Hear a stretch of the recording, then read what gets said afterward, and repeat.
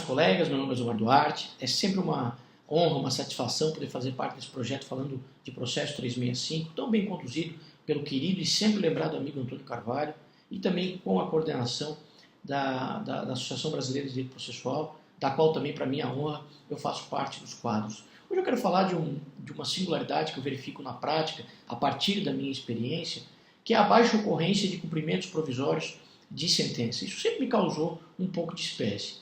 E penso que, principalmente a partir do novo Código de Processo Civil, isso não se justifica mais.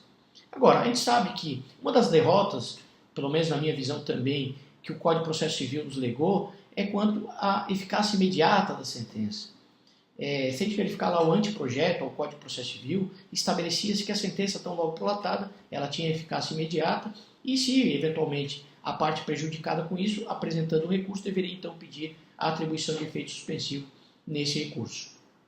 Agora, de fato, a redação que prevaleceu da conjugação do artigo 995 com o artigo 1012 do Código de Processo Civil é que, via de regra, a sentença proferida, ela está com sua eficácia suspensa. Ela tem uma eficácia suspensa a partir do momento que é proferida e depois isso se prolonga durante o recurso de apelação e a sentença somente seria eficaz, então, com a confirmação, com o acordo prolatado em sede recursal.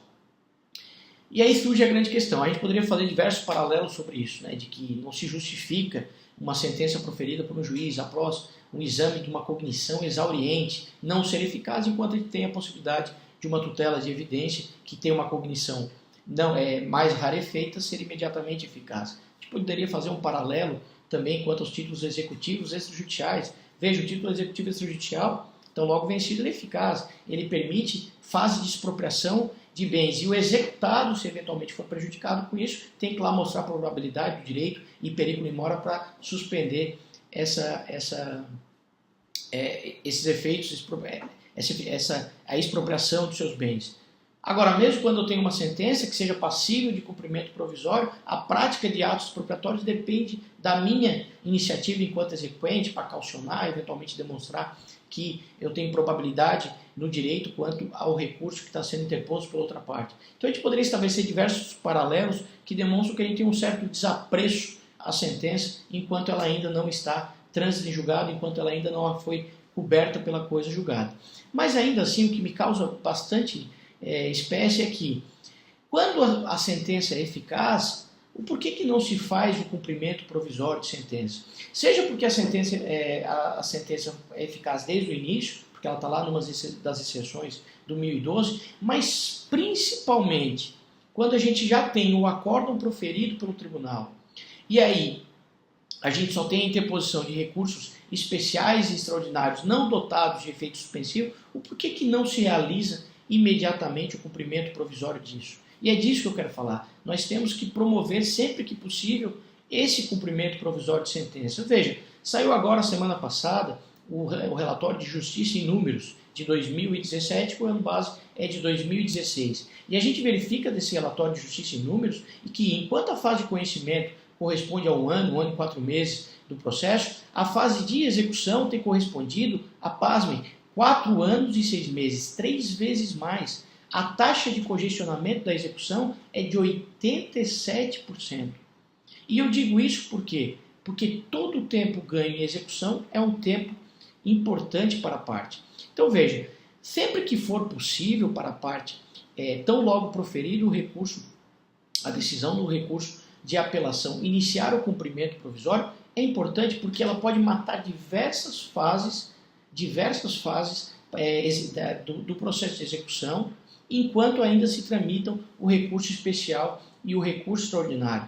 Enquanto se tramita o recurso especial e o recurso extraordinário, pode-se consolidar definitivamente a questão sobre a penhora de determinado bem, pode-se julgar, inclusive, eventual impugnação ao cumprimento que tenha sido apresentado, e quando lá confirmada o acórdão pelo Superior Tribunal de Justiça ou pelo Supremo Tribunal Federal, diversas fases da execução já foram devidamente matadas, já foram devidamente ultrapassadas. Nem mais o argumento econômico se justifica, porque antigamente havia uma diferença entre o cumprimento provisório, que não incidia a multa, e o cumprimento definitivo. Hoje isso não existe mais. Hoje, seja no cumprimento provisório, seja no cumprimento definitivo, vão ser fixado o valor de 10% para não pagamento espontâneo e vai ser também fixado honorários advocatícios, conforme está lá no artigo 520, parágrafo 7º do Código de Processo Civil. Então veja, sempre que for possível promover a execução provisória, além de não alterar economicamente em nada a situação do credor, isso permite que ele tenha um ganho prático de tempo do processo numa fase que hoje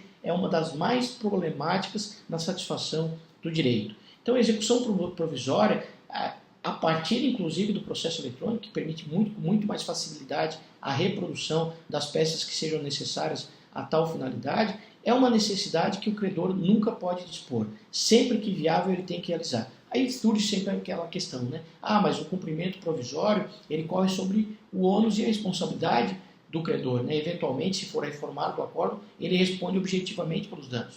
Veja,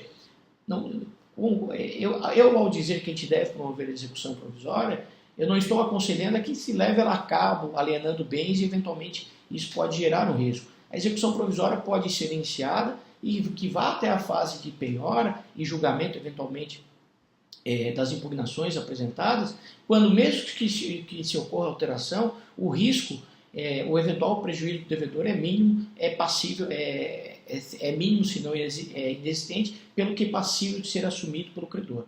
Eu verifico que o cumprimento provisório ele pode oferecer ao credor um rendimento de tempo de processo significativo, que podendo ser utilizado sem um risco efetivo de prejuízo, desde que a gente saiba dosar eventualmente as medidas agressivas que vão ser empreendidas nesse cumprimento ainda provisório de sentença ou de decisão. Então, meus queridos amigos, eu queria chamar a atenção nesse vídeo isso, de que nada justifica que a gente fique protraindo o cumprimento simplesmente ao cumprimento definitivo após o trânsito julgado, quando a gente pode ter um ganho prático de tempo significativo, principalmente considerando o fato de que a execução é o grande gargalo hoje do processo civil.